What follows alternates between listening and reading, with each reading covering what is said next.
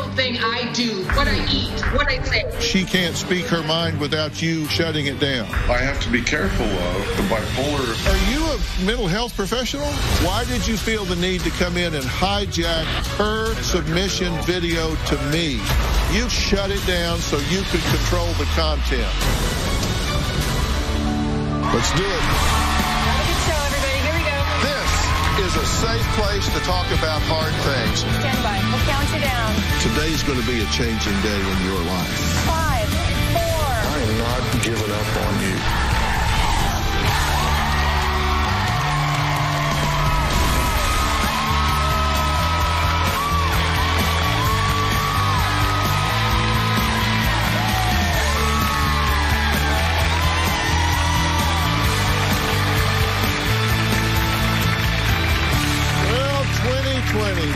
What a year, right? This has been tough for everyone, and pandemic lockdowns have put a strain on relationships everywhere. Data shows that 31% of couples admit that COVID closeness has caused irreparable damage to their marriages. Today's guests, Denise and David, say they are the perfect example. They say there was already tension in the house, but everything escalated during isolation. They fight every day over money and are now $240,000 in debt due to the pandemic.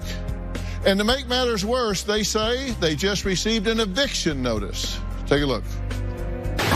I was in the process of starting my own coffee business when COVID struck. Business came to a stop. We had distributors set up and the distributors backed out. We were supposed to get all this money coming in, and then boom, COVID happened. It's almost like our business froze in time. Trade shows dropped off, everything canceled. COVID amplified our already strenuous and strained situation. In the last 7 or 8 months, it's been especially hard to rebound. COVID hit us in such a way that we cannot seem to recover. We're struggling financially right now. We're behind on our rent. We just recently got a letter from our landlord, and we have to pay it or we're going to get evicted. We owe just a little over $3,000. We don't have the money at this point, so we don't know what we're going to do. Before COVID, we were in a very good place. We were going to the food pantry, but got sick, so now we're trying to figure out, should we buy groceries or should we pay rent? We're basically surviving, not living. Not knowing when things will turn around for us is unbearable. We're about $240,000 in debt. I don't know if this is going to get any better unless we win the lottery. The COVID experience right now has everything turned upside down for us. Well, Denise says she hopes I can shake some sense into David, who she says is just cold and controlling. She claims he monitors her calls and says she can't do anything without his permission. Now, David says it's important for them to have their roles. He's the leader, and she takes care of the home. The marriage was always tough, but COVID made it a lot tougher. Even though the marriage is in a weird place, we don't fight much. We argue a tiny bit. It lasts maybe 15 to 30 seconds. David tells people we don't argue, but it's just because I don't argue back. My husband is controlling, but I let him get away with it. I'm afraid to tell what I really think because my husband could be listening. Are you afraid now? He's in the other room thing, so... Yeah, if my husband heard me, he would run in here and shut it down and yell and say, "How dare you, you stupid blah, blah, blah, blah, blah." I live in fear unless my husband is on his medical marijuana. In the morning, kind of get scared and wait until it kicks in. Very early on in our marriage, he took a white glove and put it on and went up to the top of the ceiling and put his finger up there and looked at me and said, "What's this?" And I went, "Oops, I missed." He'll take my phone away and hide it on me because, he doesn't want anybody to know that our marriage is bad. My wife thinks that I am controlling at times, but she does also tell me that I'm getting better. If I go to the store, I have to tell him which stores I want to go to, and then I kind of got to give him a timeline. He's got it in his head. how much time it's going to be. If I don't come home, where you been? It's like, whoops, sorry. We had discussed separating, and we figured out that why do that? It would be more work than it would be to stay together. Dr. Phil says you better pick your battles. In this house, there's a lot of that going on. Well, joining me virtually are Denise and David. So, hello, guys. Hi. Hello, Dr. Phil. Hi, Dr. Phil. It's good to talk to both of you. It sounds like you two have not met. David, you describe it one way. Denise, you describe it completely different. It's like your guys are married, but not to each other. How is it that you have such a different perspective on this? Prior to COVID, things were moving along, and then now it's hard to even go through day-to-day life with your normal routine. Normal is out the window. Right. It certainly has changed things for a lot of people in America. But Denise, these problems didn't just start with COVID. They just got worse with COVID, right? Oh, no. There was red flags from the beginning. Yeah. And you say that David is extremely controlling and very cold. Yeah. Oh, yes. And when you say he's controlling, describe what you mean. He would tell me who I can talk to. I can't. Just recently, I got in contact with my sister Sue, and he told me no, that I shouldn't talk to her. He'll take my phone and hide it for me to do anything wrong. Mental health, What's that, David? Mental health issues in the past, in the last few months, have led me to be overprotective. And yeah, that 911 call that morning, what'd you call me? You called me a stupid bitch, this and that, and I called 911, and the guy, you Baker after me and said I tried to commit suicide. It didn't happen. Oh, I didn't do it. You did it. Let's take another look at how Denise was actually afraid to talk to our segment producer with David nearby. Take a look at this. I'm afraid to tell what I really think because my husband could be listening. Are you afraid now? He's in the other room thing, so yeah. Yeah, if my husband heard me, he would run in here and shut it down and yell and say, how dare you, you stupid, blah, blah, blah, blah, blah. Okay, David, she's saying that she is afraid that you're going to overhear what she's saying and come in and just shut the conversation down. Is that true? Are you so controlling that she can't speak her mind without you shutting it down? I have in the past, yes. Well, every day. Why? Well, I can't talk. Yeah, I mean, there are these theories that she has over her, sister and her and other family that I have to be careful of, especially with the bipolar. If there's an episode. Well, wait a minute. Wait a minute. Are you a mental health professional? He thinks he is. No. You even interrupted the video she was making to submit as a potential guest for the show. Let's take a look at this. Last night it took about 2 hours to get her to do the homework, and it was a fight. And this morning was a fight just to get her to school. Every day it's a struggle, and I could really know where to take her. Hey, Dr. Phil. Hi. This is David. We are in a position right now where we don't know what to do next. What are you doing? This is her submission tape. You don't even let her finish the sentence. You come in and hijack the tape? I thought it was a YouTube video that she was doing. Oh, you did not. You knew it was a submission video. For a recording. You thought it was a YouTube video, so you came in and said, hi, Dr. Phil? Yes, I did. What the hell's that got to do with YouTube? No, it was going through her phone. No, you just got caught. He went through my phone again. You just got caught. You just said you thought it was YouTube and forgot that you said, hi, Dr. Phil. Why did you feel the need to come in and hijack her submission video to me? I honestly don't know. I thought I was being, a part of the family unit. Let's check the camera. Can you see me okay? Yes, Dr. Okay, look real close at my forehead. Did somebody write stupid on there? No, sir. Are you sure? Look real close. Yes, Dr. Phil. Okay. I'm looking. So don't insult my intelligence, okay? Yes, Dr. Phil. You didn't want her saying anything you didn't want her to say, so you came in and shut it down so you could control the content. True or false? It's possible it's true. Yes. Yeah, that's possible. Yeah. Denise, this is the most lively we've seen you in any of the submissions that we've seen in the last 2 weeks. Is that because you're in a manic episode of your bipolar disorder, or is it because you and David aren't in the same place right now? We're not in the same place, and I'm safe. And I got my hair done today, and I feel like $1 million. Thank you, Dr. Phil. So this is the first time you've had on makeup in over 2 years, right? Correct. It feels great. It feels like so. They pampered me this morning. It was great. Coming up, Denise claims that David has been verbally abusive since their first child was born. She says they constantly fight in front of their children, and now their 10-year-old autistic daughter is lashing out. We'll talk about that after the break.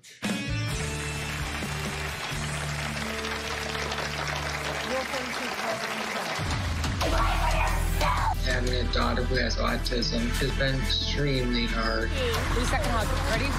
So with COVID, it's on another level. Anything can trigger a meltdown.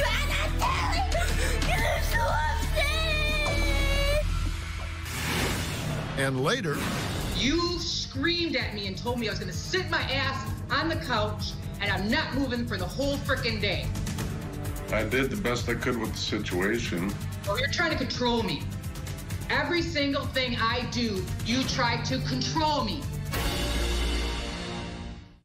Tomorrow, the story that made national headlines. carjacker executes young husband in front of pregnant wife. The terrifying 6-hour ordeal.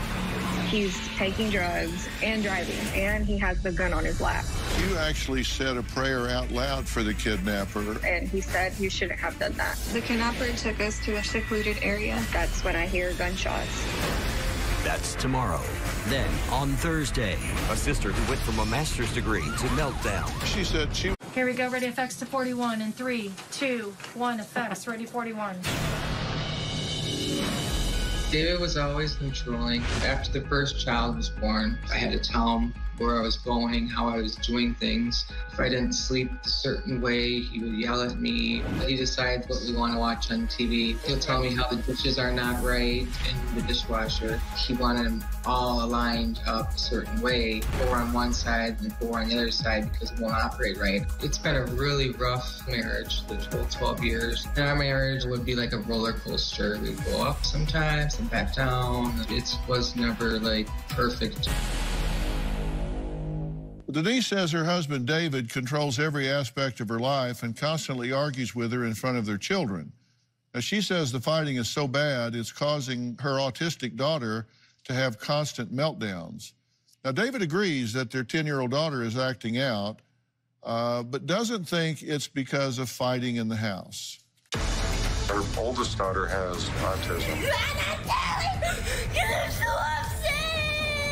And that can be very challenging, even on the best days. But with COVID, it's on another level. She cannot even think straight. She screams and hollers. David yells a lot in front of the kids. That makes the meltdowns a lot worse. And then it takes forever to bring her back down. My teacher only lets me do non-fiction! Non-fiction! Yeah. Books! And I'm getting tired of it! Some of the meltdowns last, just a few minutes, and others can last through the night.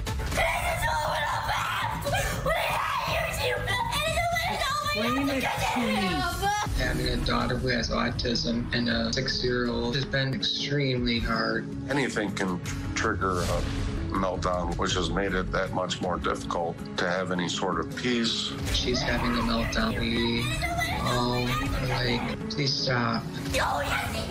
There's screaming, stomping, gritting of the teeth. I have asked my wife to pay more attention to me. It feels like a competition every day, trying to win the favor of my wife over our 2 young daughters. And Denise, you say your daughters protect you from David. How so? Yes, they do. When David yelled at me the other day, Isabella went and stood up for me. Mm-hmm. She's like, you will not talk to mom like that. Okay, now, you need to think about what you say. Let me ask something. Now, you guys are both alcoholics, right? Yes, I'm an alcoholic. David doesn't believe in that. David, you're not an alcoholic? Not right now. Not right now. But were you at one point? Yes. Okay, and you met at an AA meeting? Yes. And that's 12 years ago? Correct, Dr. Phil. But you've both been sober now for 4 months? Going on 5. Another 3 days. Okay, so 5 months. So that's not a long time out of 12 years. I'm glad you're sober for 5 months. Every day counts, and I certainly am glad to hear that. But you would like to go to AA meetings, Denise, correct? Yes, I would. I had 4 years clean before I relapsed. Why do you not go to AA meetings?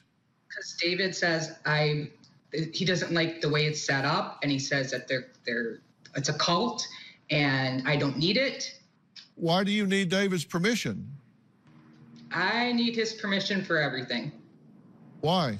He has broken me down pretty bad, where I used to have a lot of self-confidence, and now it's been over the years, and now he's the boss. He's the king of the house. So I have to get permission from the boss. Well, you're the boss. No, I'm not. Well, and here's what, that. According to Denise, here's what David says Denise does wrong. He says, you don't load the dishwasher right. You don't buy groceries right. You don't clean right. You don't get sober right. You don't sleep in the right position. David, what is the right position for her to sleep in? You got me, Dr. Phil. Whatever's comfortable for her. Yeah, I'm not allowed to get out of bed once I get there. I had issue with the fan. Yeah, with the fan, the frequency, and it has to be your way. Yeah, it can't be blowing just right on. He's taken your phone away from you, Denise. Why did he take your phone?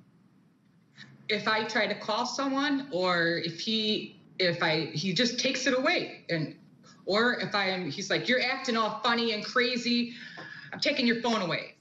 You say if you go to the store, you're on a timeline. Yes, he has to know, otherwise I'll get text.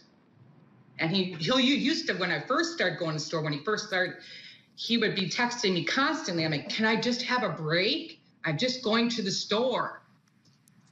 Well, yeah, one store to another. And yeah, that's going around out here too, David. That's called shopping. That's where they go like for one store and then they go to another and then they go to another. That's called shopping. What's the problem with that? Well, he's got a list for me. I'm overprotective. When we come back, Denise's sister Sue says that she hasn't seen Denise in 6 years. And that's when my husband said, don't talk to her again. Sue was trying to meddle in Denise and I's marriage and to pry rather than really being concerned about the kid. Life is tough enough right now without Sue butting in. Well, Denise's older sister Sue says she hasn't seen Denise for 6 years because David wouldn't let her. She says David's controlling ways have gotten so bad that Denise has to email Sue secretly so David doesn't get upset with her. David is cold and controlling. David does not want my sister to have any kind of connection outside of the household. Because of that, Denise is overwhelmed, depressed, and very anxious. He believes when somebody else is involved in her life, he won't have control over her. I have not seen my sister in 6 years. David has prevented that. 5 years ago was my wedding day. Denise called me a couple days before and canceled, gave me no reason why. David obviously influenced my sister, and that's why they didn't come. We didn't talk for a couple years after that. They just didn't want to be part of my life. I noticed David got more controlling after they got married. It keeps getting worse and worse. One day he's buying her flowers, she's all happy. And the next minute she'll have to text me from the bathroom so he doesn't take her phone away. 1 minute she's telling me how much she loves him, and then all of a sudden I hear she wants to run away with the girls. According to Denise, they are fighting every day. I'm worried about my nieces. They deserve to live in a good environment where they don't have to listen to arguing and fighting every day. I've been getting emails this past week from Denise. I sent her one saying, hope you are doing well. I got an email later saying, I can't talk to you. He won't let me. Of course I'm angry, but there is nothing I can do. My sister has to learn to stand up for herself. I can just look at the picture of my sister and tell she is not happy. I see the sadness in her eyes. She looks like a battered woman that's been battered verbally, but not physically. Well, joining our conversation virtually is Sue. Do you and Denise have an active relationship now, or has that been shut down? No, our relationship has been shut down for a very long time. David does control her action. She's not allowed to have any connection. It's ridiculous why I can't have a relationship with my sister. So is he threatened by your presence? I mean, does that strengthen her if you're there? I think he's threatened by me because I reach out to help her, and by me reaching out, that takes his control away. Well, David, have you decided two things? One, that your wife is mentally and emotionally ill and has to be managed as though she is impaired. And question number two, have you decided, just however politically correct or incorrect it may sound, that you're just the smartest person in the room, and so you should decide what needs to be done? Well, to the first question, I became her guardian advocate through the court because someone else is going to do it, and I had to step in. You're telling me you have her under a conservatorship? It was for a short time, only while she was in the hospital. I said, let me have someone else to talk to. I need a lawyer, and they couldn't tell me anything until I wanted someone else to talk to. I did not want you as my guardian. You were abusive when I went in there. What happened that when I called 911 that day? You screamed at me and told me I was going to sit my ass on the couch and I'm not moving for the whole frickin' day. And I left and I called 911 in my pajamas. That's what happened. And then you Baker acted me. I did the best I could with the situation. Oh, you're trying to control me. Every single thing I do, you try to control me. What I eat, what I say. If you think she requires a conservatorship, that you just know best, so you're going to make the decisions. You're the smartest person in the room. Oh, no, Dr. Phil. It was nearly out of necessity.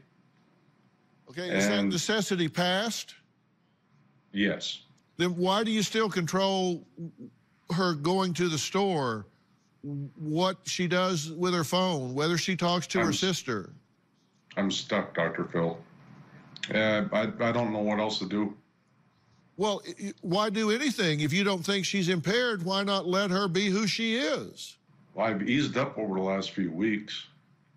So you wouldn't object to her going and spending a month with her sister? I can't spend a day away. That wouldn't work for our family, Dr. Phil. Yeah, it wouldn't work for you. David says his marriage was going well until COVID hit. Then why did Denise end up in a domestic violence shelter? We'll talk about that after the break.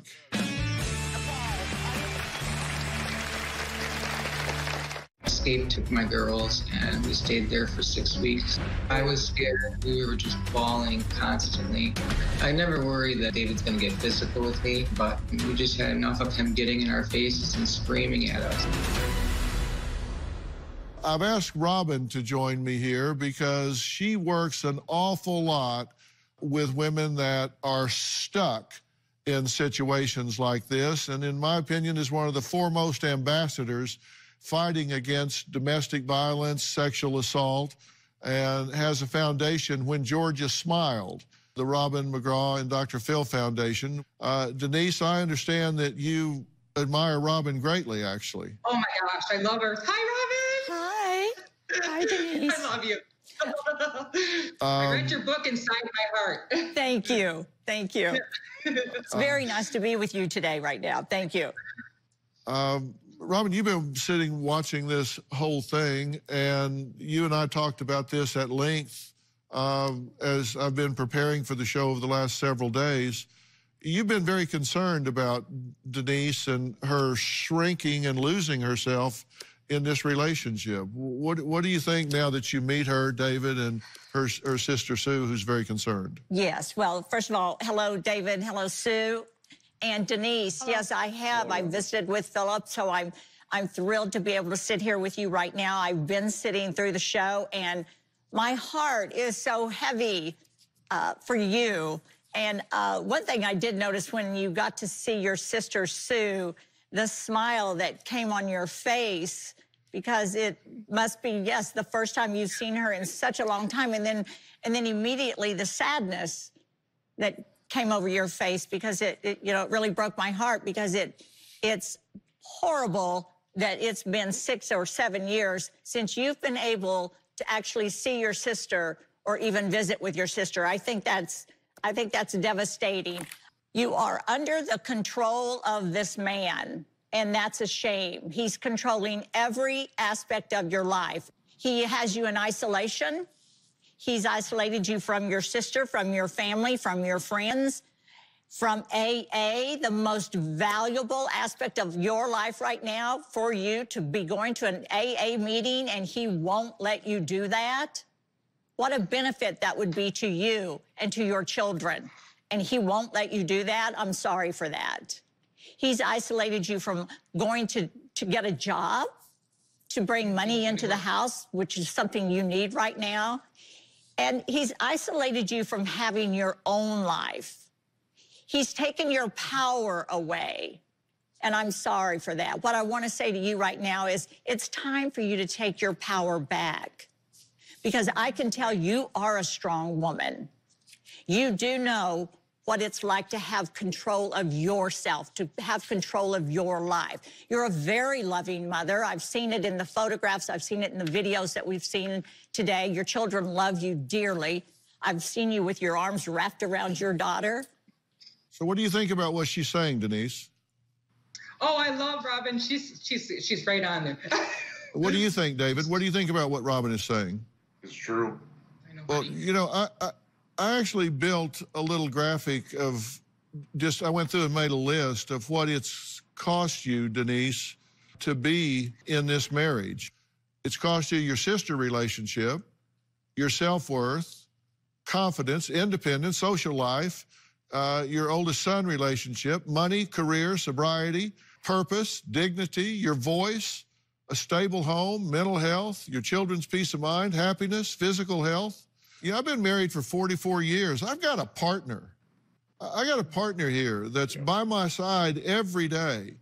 You know, they say behind every successful man is a strong woman. That's not true. Beside every successful man. Yeah. She's right at my side. And let me tell you, she's a partner every step of the way. This is your third marriage, David, correct? Yes, it is, Dr. Phil. Well, you know, it's time to say what's the common denominator to these failed marriages here. Denise says she's able, she's willing to work, but claims David just won't allow it. What the hell is that all about? We'll talk about that after the break. Tomorrow on an all-new Dr. Phil. The story that made national headlines. Carjacker executes husband in front of pregnant wife. We're going over 100. The car flips. The next thing I hear is... That's tomorrow. Closed captioning provided by For long-term joint health, trust OsteoBiFlex, the #1 pharmacist-recommended joint care supplement for 13 years running. OsteoBiFlex. Remember, one call, that's all. Denise says she's overwhelmed in her marriage, and she says they're so far in debt that she even has to donate plasma several times a month. So, Denise, you're down selling plasma for $30 a pop just to get enough cash to have money for food, right? I did that until June. I was doing that for almost a year. How many times a month were you going? 8 to 9 times a month. So I get a bonus. My God. And David, were you aware of this? Yes, I was. So you're not okay with her going to the store or talking on the phone, but you're okay with her going down selling her plasma 8 or 9 times a month? I did not want her to, Dr. Phil. Yeah, well, you're Mr. Control. You couldn't control that? How many times did you go sell yours? I couldn't. Blood pressure. You've given so much plasma, your hair's falling out, right, Denise? Yeah, it's got really thin and receding and, yeah. You know, I wrote a book several years ago called Relationship Rescue, and in it there's a relationship profile test, and I asked these two to take that, and out of 62 statements, there were some the couple didn't agree on that I think are worth mentioning before we tell them their overall score. I feel appreciated. David, false. Denise, true. I am trapped with no escape. David, false. Denise, true. I trust my partner. David, true. Denise, false.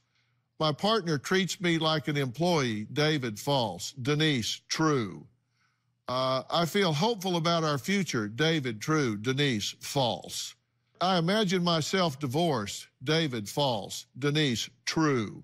David scored 10, which means his relationship is well above the norm in his opinion, and may just have little isolated areas that could need improvement. Denise scored 31. That's one short of the worst possible category you can be in. It means the relationship is seriously troubled, that she may be living in an emotional divorce.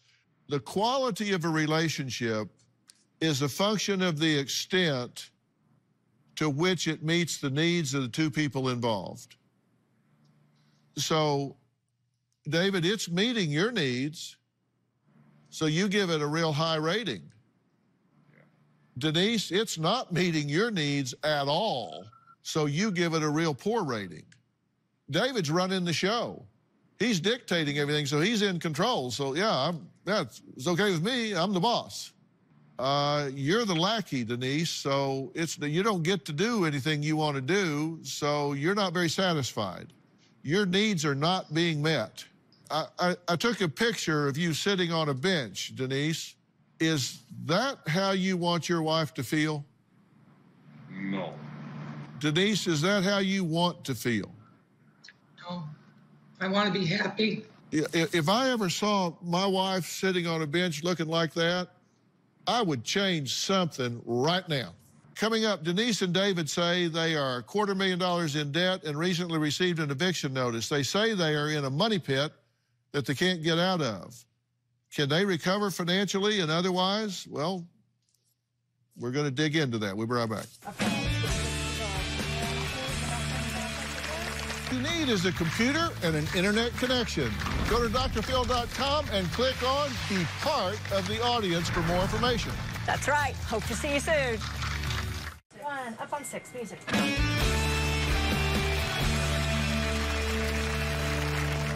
I want to introduce someone to this conversation, Lynette Coffany Cox.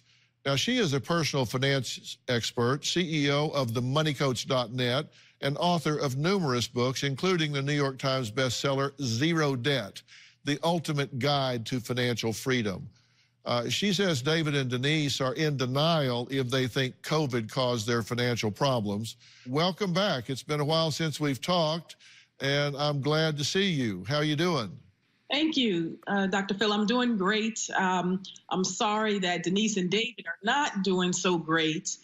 And as you just mentioned, clearly this is not a COVID problem. Of course, everybody's kind of stressed out about COVID, and it has put strain on a lot of relationships. But this has been going on for years. They're $250,000 in debt right now. They say they're in a money pit.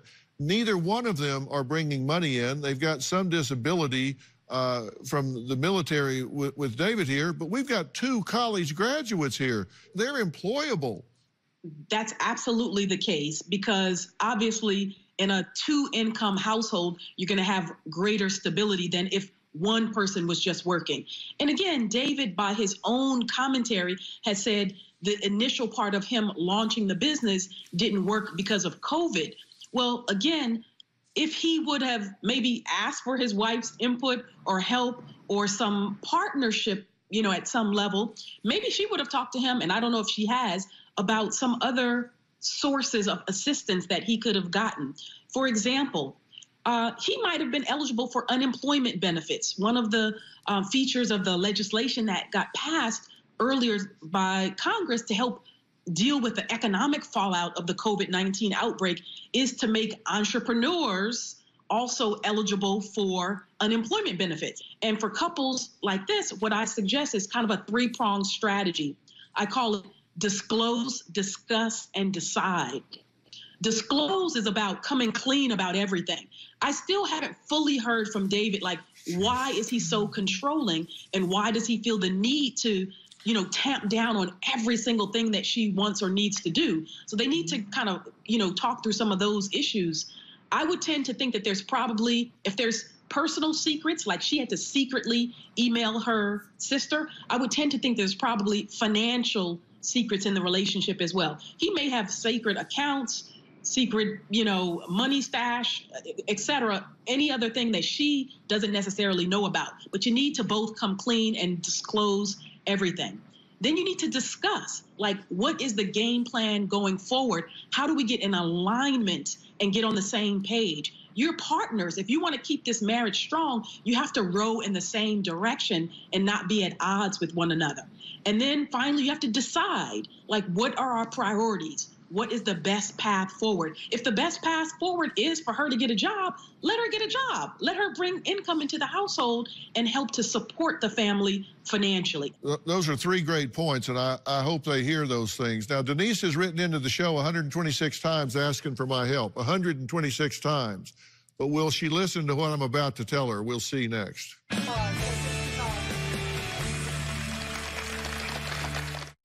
Closed captioning, Dr. Phil. Visit our website and subscribe to our newsletter. You'll get weekly updates, life strategies, and exclusive video that you won't find anywhere else. Plus, on drphil.com, you can see sneak previews of upcoming shows. Log on today. You are an intelligent, educated woman, and you owe it to your children to stand up and be a good role model for them, where you're proud of yourself, you're proud of what you're doing.